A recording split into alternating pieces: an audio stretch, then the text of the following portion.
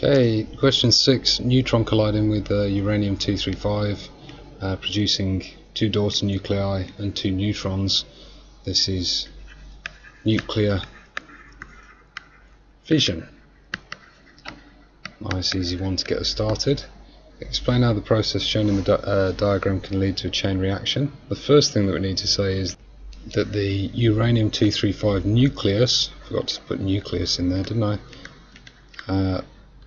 Splits or undergoes fission, breaks up, something like that, and then of course that releases 2 neutrons, as you can see from the diagram, and of course those 2 neutrons will also the 2 neutrons will go on to hit other 2 uranium-235 nuclei, which will also split and undergo fission.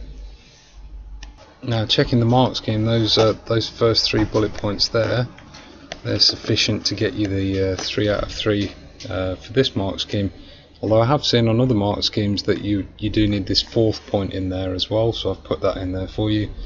The idea is that after the uranium-235 are hit by the neutrons, they'll undergo fission, and from each of these uranium-235 will get even more neutrons, and so the chain reaction will continue, and so on and so forth.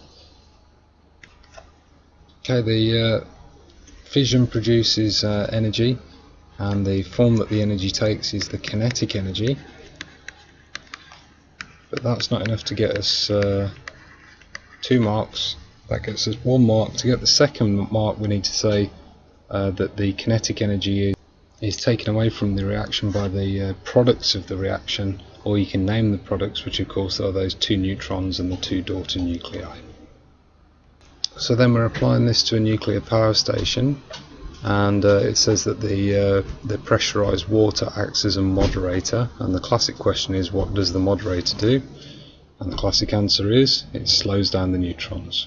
It doesn't ask us to explain anymore. It's only a 1 mark question, but the reason that it's doing that is to actually increase the rate of reaction, because if the neutrons are travelling too fast, then they won't be captured by uranium-235 for further to initiate further fission reactions.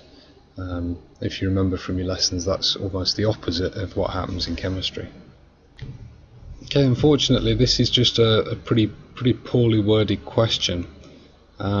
They'd have been much better off asking for the heat transfer, the energy transfer at each of these points. For example, in the reactor, okay, we get heat energy out, but what was the energy in? Okay, well obviously it's the nuclear energy of the fuel that's going in, so the nuclear gets turned into heat energy in the reactor.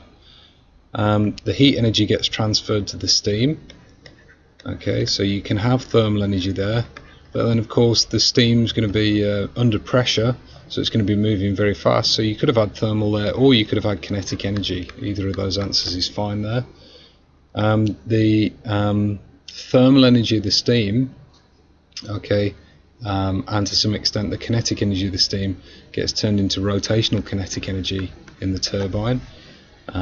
But again, you don't need to say whether it's linear or rotational, just kinetic energy is absolutely fine there. And then in the generator, we're taking the kinetic energy from the turbine and turning it into electrical. So you could have said kinetic energy or electrical energy there to get the mark. Not a very well written question, unfortunately. Okay, but for this final mark here, we must say electrical, because that's the sort of energy that's been transferred through in the wires.